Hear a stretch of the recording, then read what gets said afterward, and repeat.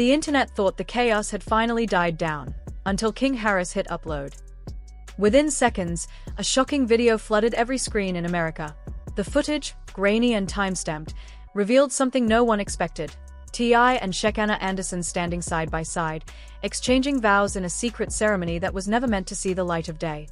The leak sent shockwaves through Atlanta's celebrity world, reopening wounds that courtrooms had only just managed to close.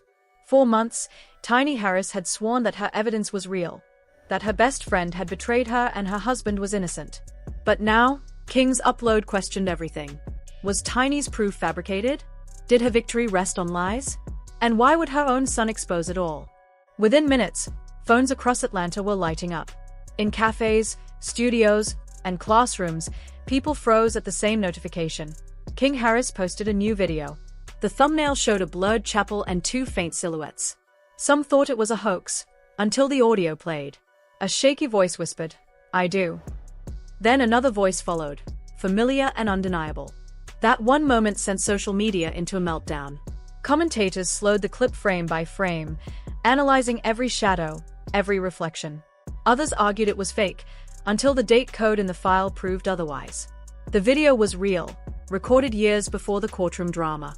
Inside her mansion, Tiny stared at her phone in disbelief. The internet had turned against her in an instant. Comments flooded in, accusations, heartbreak, rage. "You lied. You framed her. You ruined everything." Her fingers trembled as memories she'd buried began to resurface. Outside, reporters gathered at the courthouse again, cameras ready. But Tiny stayed silent. The only voice that mattered now belonged to her son, the boy who'd decided to tell the truth the adults had buried. King sat alone in his room, watching the views climb past 1 million. He hadn't slept. The hard drive that started it all sat beside him, labeled Family Vault. He hadn't meant to destroy anything, he just couldn't stand watching lies eat his family alive.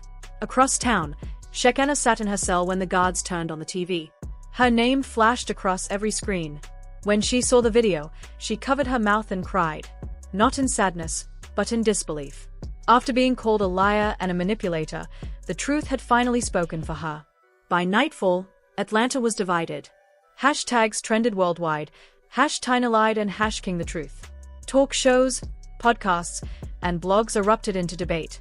One host summed it up: "This isn't justice, it's a family unraveling in front of us."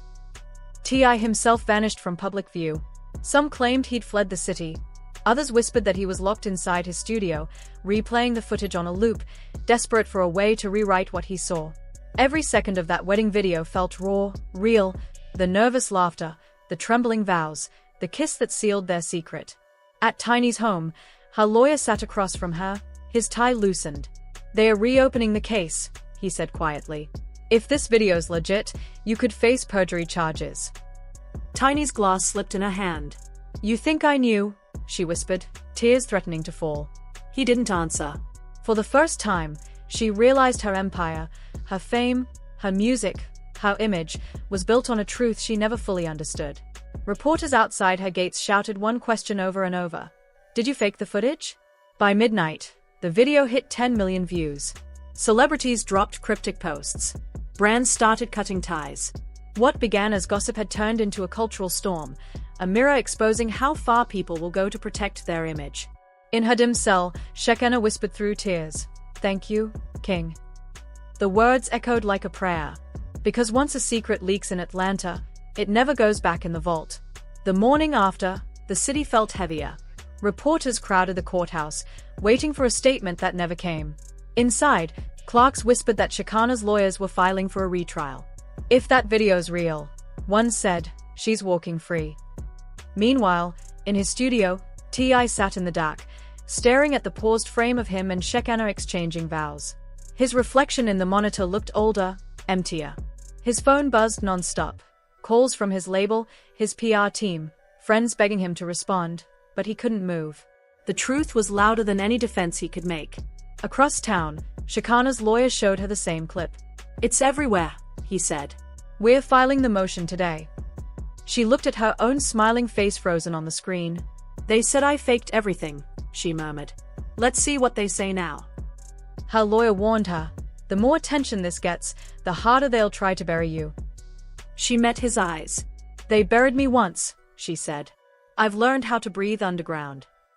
Back at Tiny's house, her phone wouldn't stop ringing. Producers wanted statements. Publicists begged her to speak. But for the first time, Tiny didn't have words. Everything she'd fought to protect, her family, her reputation, her truth, was slipping through her hands. And outside, the world was still watching, waiting for someone to take the blame. Her instincts told her something was deeply wrong. She had built her whole life around being seen, never staying silent, but now, visibility felt like a curse. She watched King's video again, stopping at his face before he hit upload. Her own son, her blood, had gone against her. The betrayal stung worse than any headline ever could. She remembered their last fight. His voice raised, hers cracking as she tried to stay in control. He had looked her straight in the eyes and said, "I understand more than you think." Now she finally knew what he meant. While chaos flooded the internet, King stayed silent. His team had taken his phone, but the world didn't need him online to talk about him. Old clips and interviews resurfaced everywhere. Some called him brave. Others said he was reckless. But King didn't care. Sitting in his late father's studio, headphones on, he played an old beat on loop, the only sound that didn't lie. That evening, the storm returned. Rain battered the courthouse windows as reporters and spectators filled the halls. When Shekinah was escorted in, the noise fell quiet. Her eyes were steady, her face unreadable. The woman once torn apart by judgment now looked unbreakable. Minutes later, Tiny arrived behind security, wearing dark shades, ignoring the whispers that followed her through the hallway. Inside the courtroom, Shekinah's lawyers presented new evidence, timestamps, metadata, and uncut audio proving the footage Tiny used had been edited. Tiny's lawyer tried to object, but the judge shut him down. "If the foundation is tampered with," he said, "then the entire conviction is compromised." Outside, crowds waited in the rain, chanting Shekinah's name. Hashtags exploded again. #Tiny lied, #King saved her, turning Atlanta into a storm of noise and outrage. Hours later, Shekinah stepped out with her attorney, flashes lighting her face as she looked up into the rain. She said nothing, but the silence spoke volumes, part exhaustion, part victory. Tiny left quietly through a side door, head down as questions followed her into the dark. "Why'd you lie, Tiny? Was the tape fake?" But she didn't look back. That night, T watched the news on mute. His son's face appeared in the crowd outside, holding an umbrella. For the first time in days, T whispered, "You did what I couldn't." Moments later, the judge's decision spread across every feed, conviction suspended pending retrial. The internet erupted. Memes, cheers, and shockwaves of redemption filled every corner online. In her cell, Shekinah smiled faintly. Freedom wasn't here yet, but hope had returned. And once hope returns, it never leaves quietly. Tiny poured herself another drink, her phone buzzing again, a new message from an unknown number. "There's more. Check your email." She opened her laptop and froze. A new file. A new video. The same timestamp, but this time, it showed the editing process itself. A reflection in the glass. A familiar face. Too familiar.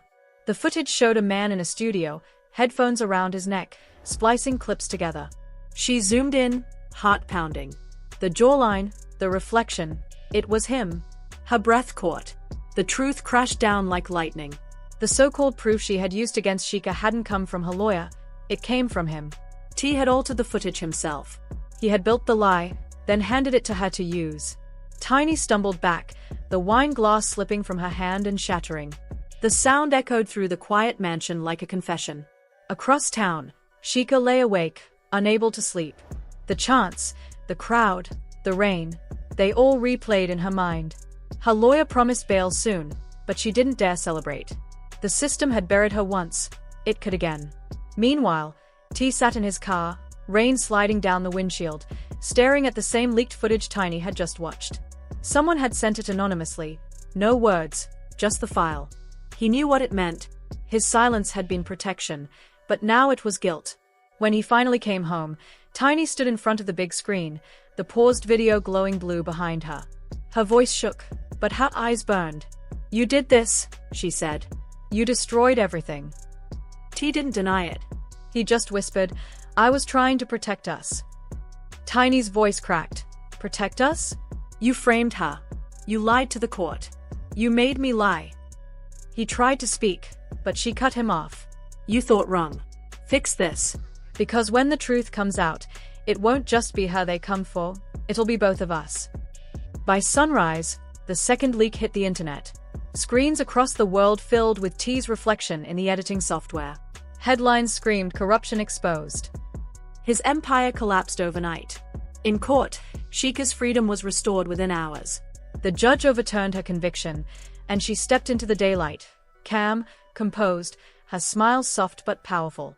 The truth always wins, she told reporters. It just takes time. Back at the mansion, T and Tiny watched her on TV. Neither spoke. T looked smaller now, broken, his fame turned to dust. Later, King came home, standing in the doorway with Rain still on his shoulders. You always told me to tell the truth, he said quietly. Guess I learned that part right. T nodded slowly. You did what I couldn't. No anger. No shouting. Just silence between them, the kind that means everything's over. By the next morning, the headlines had moved on, but Atlanta still buzzed. People whispered about power, lies, and the cost of love. Somewhere downtown, Sheikah sat in a quiet cafe, watching rain streak the window. The city looked the same, but everything had changed. Her phone buzzed once more, another unknown number. She hesitated, then smiled faintly. Maybe, just maybe, the story wasn't over yet. Maybe the last leak hasn't hit the internet yet. Maybe the real truth is still waiting to come out. What do you think? Did Tiny end up trapped in her own lies? Was T really trying to protect his family? Or was he just saving himself? And does Sheikah's freedom mark the start of peace, or the beginning of another storm? Share your thoughts in the comments. Every theory, every take, we're watching them all. Smash that like button if you believe the truth always rises, no matter how deep it's buried. And don't forget to subscribe and turn on notifications, because this story is far from over. The next leak could change everything, and when it drops, you'll want to be here first.